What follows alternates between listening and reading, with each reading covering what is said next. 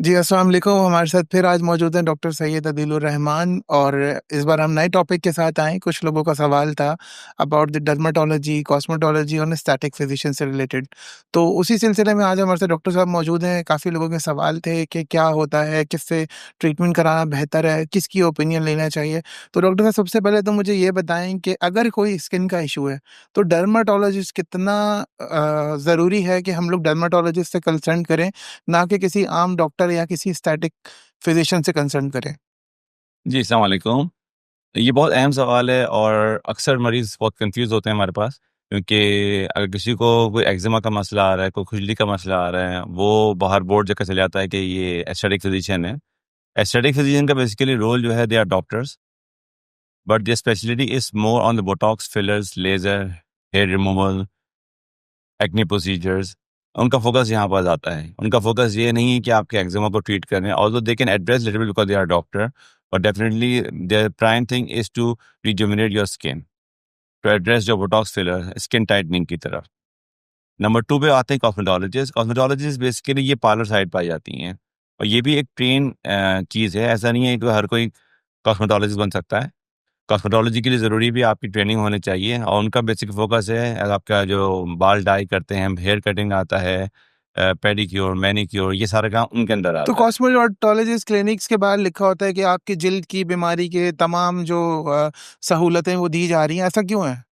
Basically वो इसको indirectly address करने की कोशिश कर रहे होते हैं। अगर किसी को व्हाइटनिंग का मसला आता है तो व्हाइटनिंग फेशियल कर देते हैं, तो उसको इस तरह एड्रेस कर रहे होते हैं। और ज़्यादातर मेरे ख्याल में 70% औरतें जो व्हाइटनिंग क्रीम लगा रही होती हैं, वो ब्यूटी पार्लर की लड़कियों से मशवरा करके ही लगा रही होती हैं। उनको ये नहीं मालूम होता वो क्या देनी है, ना देने वाले को पता होता है।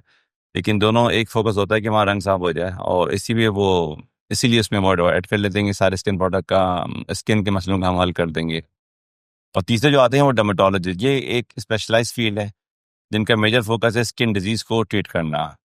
और स्किन डिज़ीज़ बहुत सिंपल डिज़ीज़ नहीं है जो हम समझते हैं। जैसे एक्ज़िमा, फंगस, ये बहुत कॉमन चीज़ें हैं जो आम डॉक्टर भी एड्रेस कर सकता है। लेकिन जो कॉम्प्लिकेटेड प्रोसेस वगैरह होते हैं, जैसे एलोपेशिया एरियाटा है, वारफोरा है, जिसको उर्दू में बोलते हैं, और मुख्तलिफ स्किन कैंसर्स हैं और बुलस है, बहुत ज़्यादा बीमारियाँ हैं जो हमें आइडिया भी नहीं है, एस्थेटिक्स जिन करीब भी नहीं जा सकते हैं, और वो काम डर्मेटोलॉजिस्ट का है। सारे डर्मेटोलॉजिस्ट जो पुराने ज़माने के हैं, they are qualified, specialized, but they don't have no idea about the aesthetician, क्योंकि उस ज़माने में बोटॉक्स फिलर का इतना ट्रेंड नहीं था।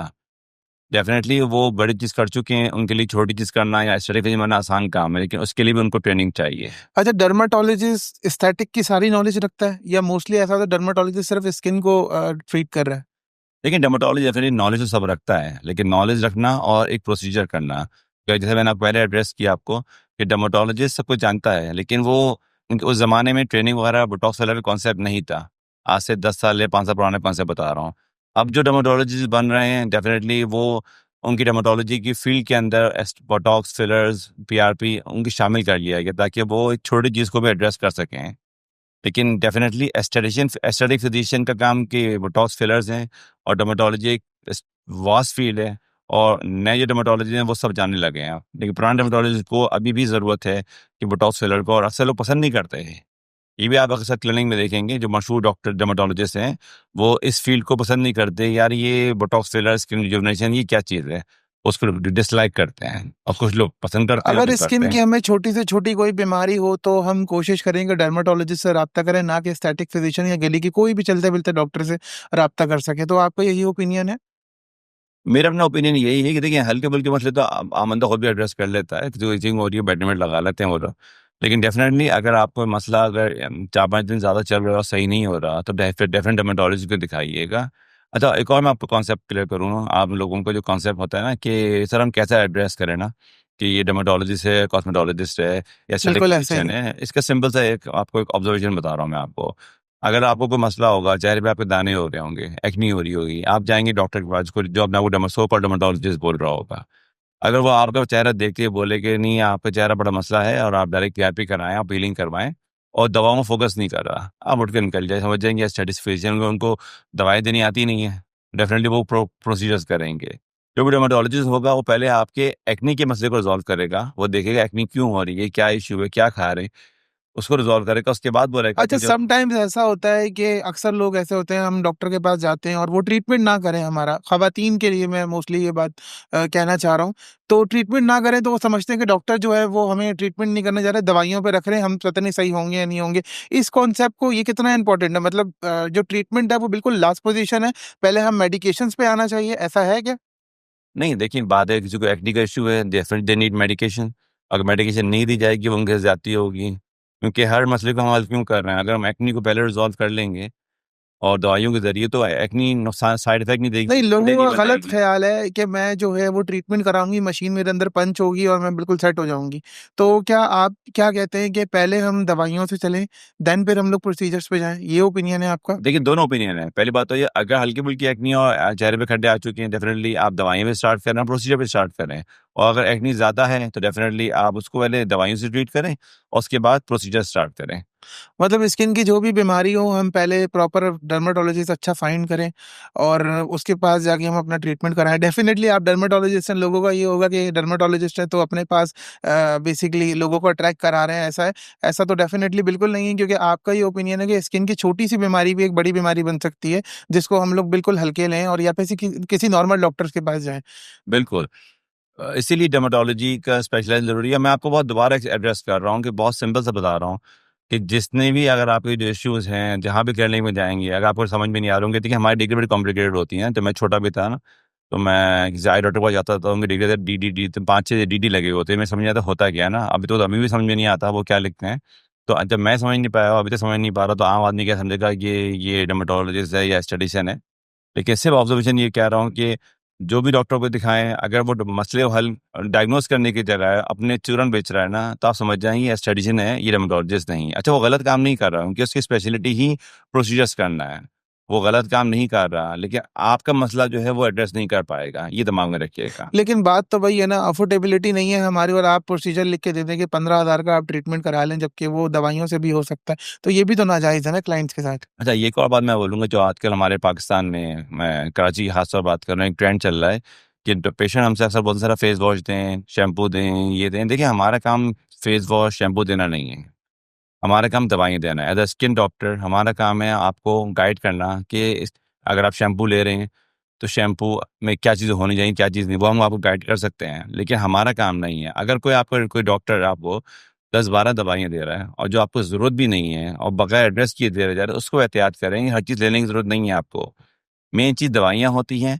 हाँ, अगर आप खुद माँग रहे हैं, "सर मेरे लिए शैम्पू रिकमेंड करें, सनब्लॉक रिकमेंड करें", डेफ़िनिटली हम रिकमेंड कर सकते हैं। रिकमेंडेशन इज़ डिफरेंट थिंग, लेकिन लोग वो जब हम पर्चे में लिख देते हैं ना, आप फँस जाते हैं। आप बोलते हैं सर ने लिख कर दिया, यूज़ करना ही करना है, और समझने के लिए तैयार नहीं है दिया क्यों है। तो हर एक-एक चीज़ जो हम दें, उसको समझें कि डॉक्टर साहब दे क्यों रहे हैं। वजह भी है या सिर्फ़ अपनी चीज़ बेचने के लिए दे रहे हैं। वही ऐसा होता है समटाइम्स, किसी क्लिनिक्स पे हम जा रहे होते हैं, वहाँ से दवाइयाँ जो मिलती हैं वो सिर्फ़ वहीं से मिल रही होती हैं। दूसरी जगह हम सर्च करते हैं, सर्वे करते हैं, हमें नहीं मिल रही होती। तो उसके रीज़न यही होता है, डेफ़िनेटली सी बात है, कमीशन सिस्टम होगा डॉक्टर का और ये वो, तो लोगों के बड़े गलत। देखिए, कमीशन सिस्टम ज़रूरी नहीं है हर डॉक्टर का हो। मसला देखिए, आपको यहाँ समझना पड़ेगा कि अगर आप किसी हड्डी के डॉक्टर की क्लिनिक पे जा रहे हैं ना, अब उसकी जो जो चीज़ें हैं, वो अपने हॉस्पिटल में रखेगा ना। वो मेरे क्लिनिक में आप आएँगे, स्किन क्लिनिक में आप बोलेंगे सर मुझे प्लास्टर दें, मैं बोलूँगा मैं क्या करूँ रख के? नहीं, समटाइम्स ऐसा होता है कि हम लोग किसी फार्मा से कोई दवाई लेने जा रहे होते हैं, कोई फेस वॉश, कोई स्किन केयर, कोई चीज़ें लिख दी हैं, वो एक जगह, दूसरी जगह, तीसरी जगह से नहीं मिला। तो वो स्टोर्स वाले ही हमें कह रहे होते हैं कि जहाँ से आपने कंसल्टेशन लिया, आप वहाँ पे जाएँ और वहीं आपको ये मिलेगा। तो ये बड़ा एक गलत वो तो चीज़ है। इसीलिए आपको समझाने की कोशिश कर रहा हूँ। देखिए, जो दवाइयाँ हम दे रहे हैं, वो दवाइयाँ आपको हर जगह मिल जाना चाहिए। और दूसरी बात एक और देखिए, जो अमेरिका में सिस्टम होता है ना, अमेरिका में जब भी हम दवाएँ लिख कर देते हैं ना, हम ये नहीं लिखते कि ऑगमेंटिन दें। हम उसका जो सॉल्ट होता है ना, हम वो लिख कर देते हैं। और वो फार्मेसिस्ट का काम है कि आपको उसका ब्रांड दे या उसका सॉल्ट दे। पाकिस्तान में अफ़सोस की बात ये है कि यहाँ फार्मासिस्ट तो है ही नहीं ना। क्वालिफ़ाइड लोग तो हैं, लेकिन फार्मासिस्ट डिग्री दे के बैठे हुए हैं और वहाँ दुकानदार काम कर रहा होता है। तो ये हमारा काम नहीं है कि आपको दवाइयाँ दें, हमारा काम है आपको ड्रग दें जो आपको ज़रूरत है। और डेफ़िनिटली जब आप हमारे क्लिनिक में आए हैं और आप हमसे माँग रहे हैं कि सर शैम्पू दें या फेस वॉश दें, डेफ़िनिटली वो हमको रखना पड़ता है। जो हम बोल रहे हैं अगर वो अवेलेबल ना हो तो आपको परेशानी होगी।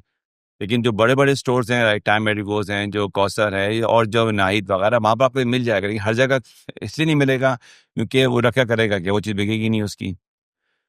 तो इन बातों का ख़्याल रखना ज़रूरी होता है। चलें, थैंक यू सो मच। आपने डर्मेटोलॉजी, कॉस्मेटोलॉजी और एस्थेटिक फिजिशियन का जो टॉपिक है वो आज कवर किया और लोगों के जो सवालात थे वो भी क्लियर हुए होपफुली। और मज़ीद आपके जो सवाल है वो पूछें और अपनी स्किन का बहुत सारा ख़्याल करें और सबसे पहले जो बेहतर डर्मेटोलॉजिस्ट को चुनें। आपकी स्किन की एक छोटी-सी बीमारी भी बड़ी बीमारी बन सकती है। तो thank you so much for watching this. अल्लाह हाफ़िज़।